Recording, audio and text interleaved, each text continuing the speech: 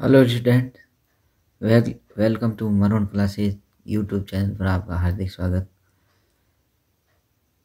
माध्यमिक शिक्षा बोर्ड राजस्थान अजमेर परीक्षा 2021 के लिए संशोधित जो पाठ्यक्रम हुआ है, कोरोना के काल में लगातार नियमित रूप से ऑफलाइन क्लासें नहीं चल रही है, जिसके कारण कक्षा 10वीं विषय सामाजिक विज्ञान विषय कोड है 08, इसके अंतर्गत 40% सिलेबस में कटौती की गई।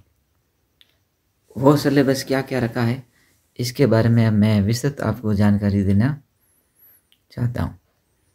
तो पेपर तो वही सैद्धांतिक प्रश्न पत्र 1 होगा, समय वही रहेगा 3 घंटे 15 मिनट, और अंक होंगे, प्रश्न के अंक 80 अंकों का होगा और 17 अंक 20 अंक के भेजे जाएंगे।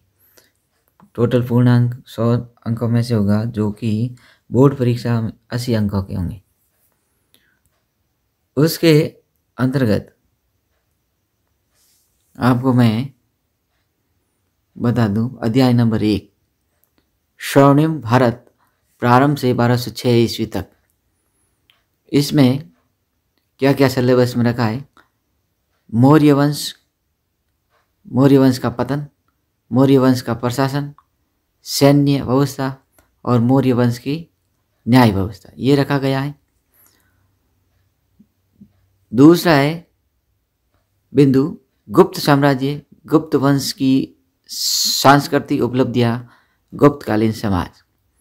और तीसरा बिंदु रखा गया इस पाठ में वर्धन वंश। तो कुल मिलाकर इसमें 3 टॉपिक रखे गए हैं।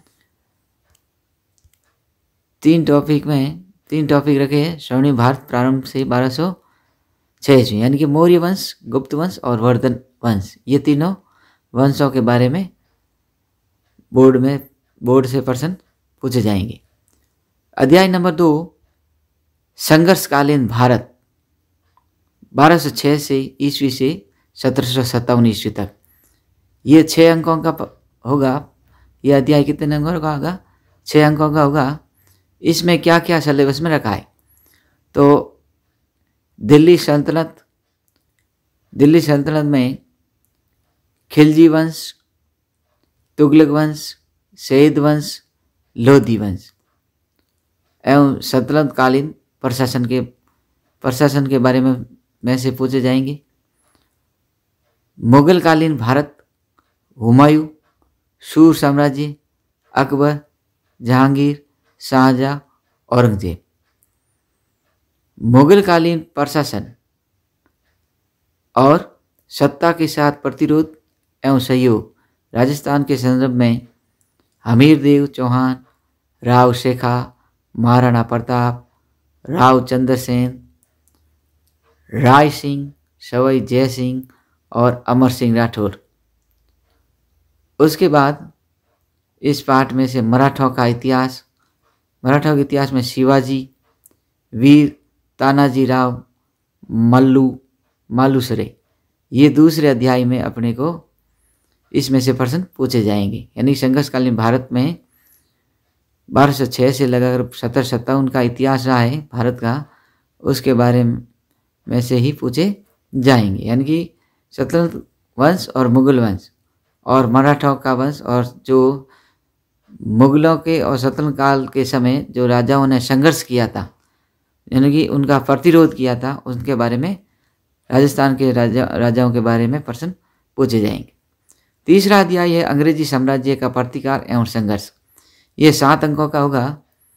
7 अंकों में 1757 से 1857 ईस्वी तक का स्वतंत्रता की चेतना, यानी कि 1757 के क्रांति, यानी कि उस समय जो प्लासी का युद्ध हुआ था, वहाँ से लगाकर 1857 की क्रांति के मध्य जो स्वतंत्रता की चेतना जागृत हुई थी, उसके बारे में प्रश्न पूछा जा सकता है।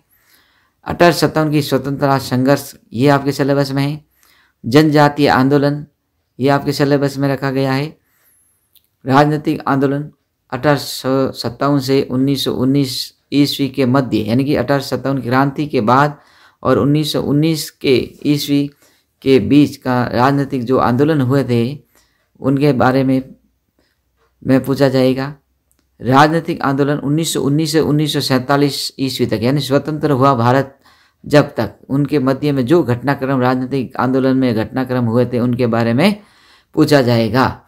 और राजस्थान के जनजातीय, किसान और प्रजामंडल आंदोलन के बारे में भी पूछा जाएगा। तो इस प्रकार अंग्रेजी साम्राज्य का प्रतिकार और संघर्ष के बारे में ये 7 अंकों के प्रश्न पूछे जाएंगे। फिर है अध्याय नंबर 4, विश्व इतिहास। विश्व इतिहास में केवल और केवल पूछा जाएगा आपको औद्योगिक क्रांति के बारे में पूछा जाएगा। ये 2 अंकों का प्रश्न आएगा। इसमें से कितने अंकों का? 2 अंकों के प्रश्न आएंगे। 5वां है अध्याय आपका लोकतंत्र। लोकतंत्र में ये 5 अंकों का प्रश्न पाठ है, अध्याय है।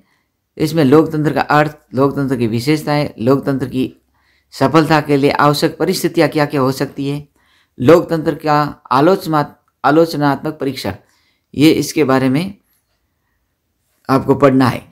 बाकी वाले आपको उसमें हाथ ही नहीं डालना है। तो ये 5 अंकों का अध्याय होगा।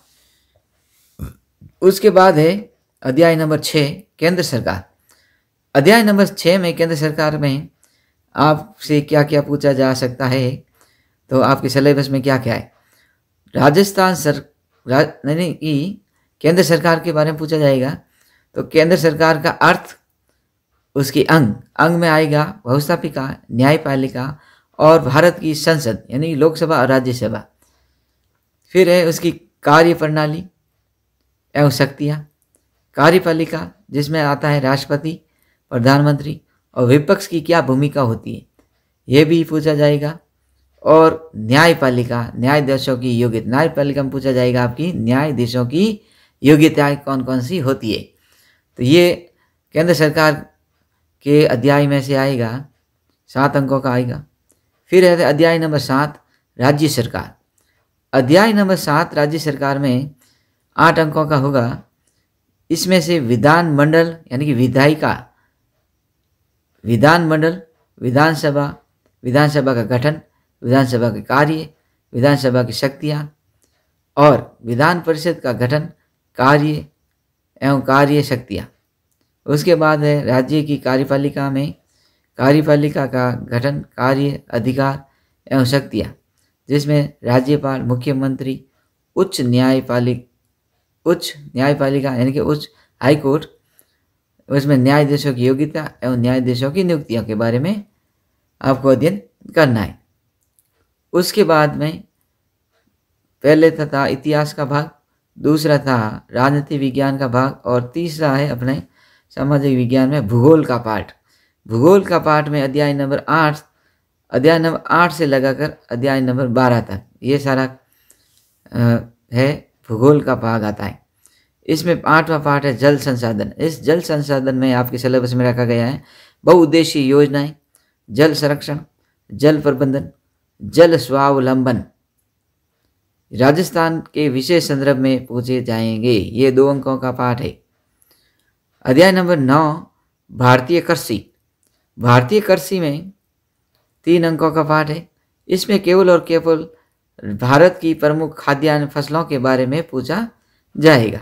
अध्याय नंबर 10 में खनिज व ऊर्जा संसाधन। ये 5 अंकों का अध्याय है। इसमें से आपको पढ़ना क्या क्या है, भारत के प्रमुख खनिज पेटियाँ पढ़ना है। दूसरा है इसमें ऊर्जा खनिज। ऊर्जा खनिज में आपको पढ़ना है कोयला, पेट्रोलियम पदार्थ, परमाणु ऊर्जा खनिज और राजस्थान के मैप खनिज, ये आपको अध्ययन करना है। अध्याय नंबर 11 विनिर्माण उद्योग। विनिर्माण उद्योग कितने अंकों का होगा? 4 अंकों का। राजस्थान में औद्योगिकरण, राजस्थान के प्रमुख उद्योग और औद्योगिक प्रदूषण, ये विनिर्माण में से आएंगे अध्याय नंबर 11 से। अध्याय नंबर 12 में मानव संसाधन। अध्याय नंबर 12 मानव संसाधन 4 अंकों का होगा। जनसंख्या, जनसंख्या का आकार एवं वितरण, जनसंख्या वृद्धि के कारण, जनसंख्या घनत्व, भारत की जनसंख्या की विशेषताएं, साक्षरता दर, लिंगानुपात, ये आपको अध्ययन करना है। बाकी वाला मानव संसाधन में आपको अध्ययन नहीं करना है। अध्याय नंबर 13, अध्याय नंबर 13 आपका पूर्ण रूप से हटा दिया गया है। अध्याय नंबर 14, आर्थिक अवधारणाएं एवं नियोजन। अध्याय नंबर 14, आर्थिक अवधारणाएं एवं नियोजन। ये आपको आर्थिक यानी कि अर्थशास्त्र का पार्ट आ गया। अब आपके क्या आया? अर्थशास्त्र का पार्ट। इसमें आपको पढ़ना क्या है? आर्थिक विकास, भारत में आर्थिक नियोजन, ये पढ़ना है। सिलेबस में यही है। अध्याय नंबर, ये 3 अंकों का है। अध्याय नंबर 15, भारतीय अर्थव्यवस्था की विशेषताएं एवं नवीन प्रवृत्तियां। ये अध्याय 6 अंकों का है। इसमें आपको पढ़ना क्या है? भारतीय अर्थव्यवस्था में आर्थिक सुधार, आर्थिक सुधार में उदारीकरण, निजीकरण और वैश्वीकरण। इसमें से उदारीकरण, निजीकरण और वैश्वीकरण में से 1% तो पक्का ही आपके बोर्ड परीक्षा में आएगा। स्वदेशी की अवधारणा एवं कौशल विकास, यही आपको अध्ययन करना है। अध्याय नंबर 16, अध्याय नंबर 16 में आपको पढ़ना क्या है? अध्याय नंबर 16 है भारतीय अर्थव्यवस्था के साथ चुनौतियाँ।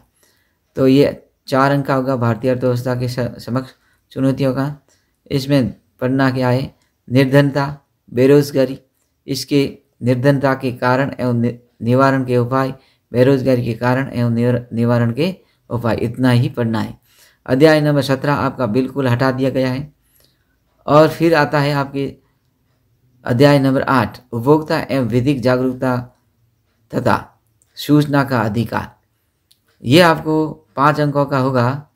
इसमें आपको क्या क्या पढ़ना है?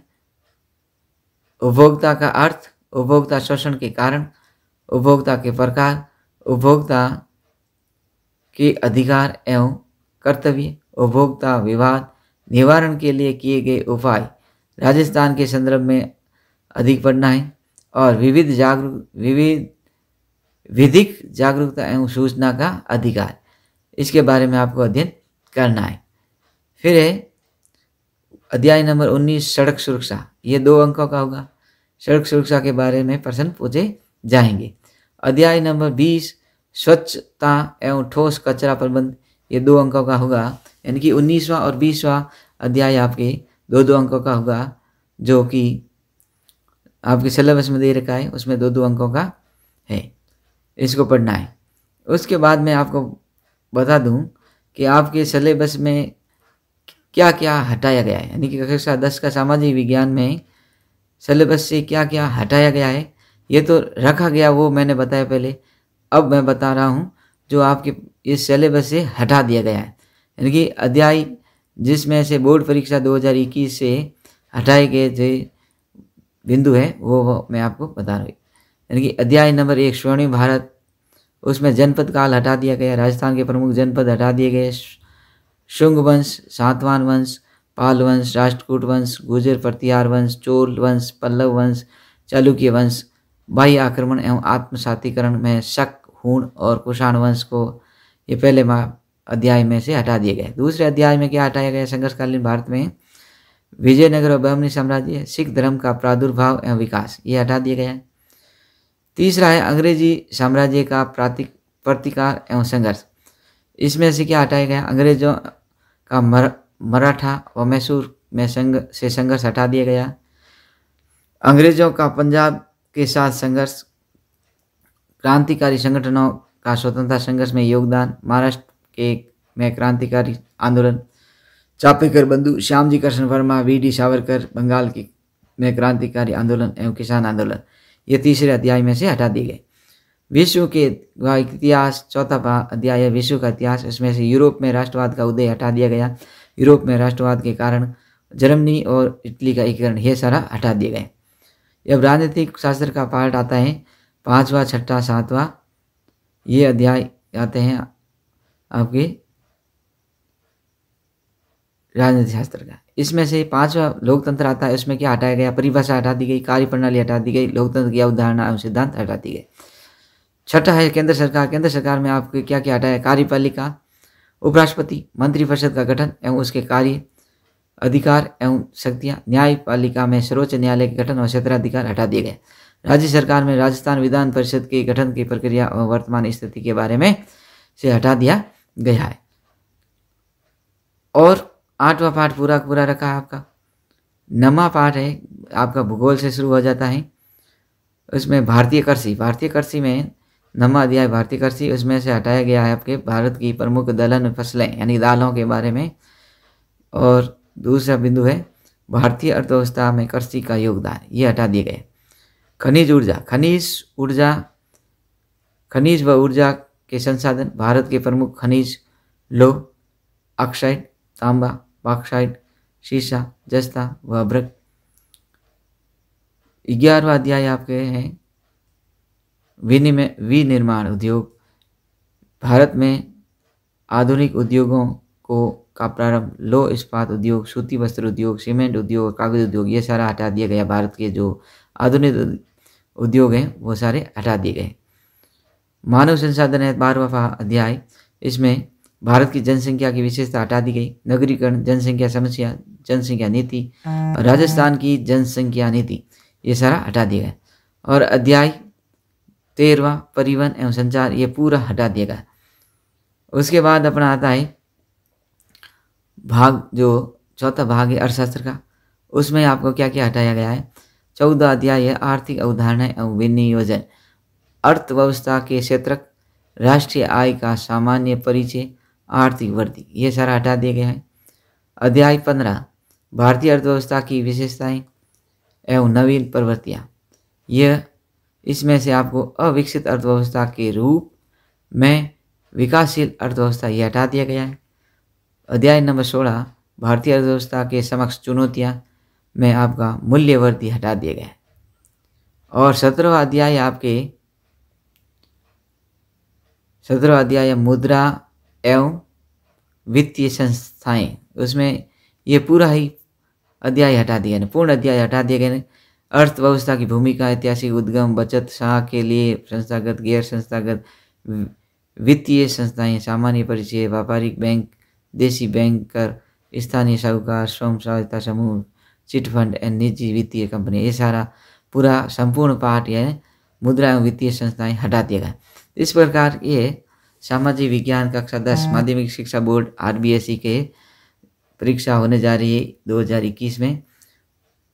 इसमें परीक्षा में जो सिलेबस रखा गया है माध्यमिक शिक्षा बोर्ड के द्वारा, मैं आपको ये सिलेबस के बारे में बताया है, कौन कौन सा सिलेबस में रखा गया है, कौन कौन सा सिलेबस से हटा दिया गया है।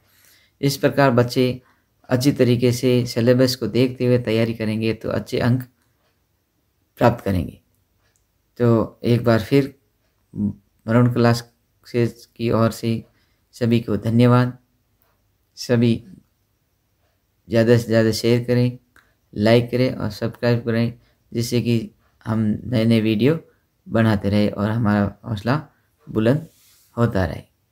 धन्यवाद।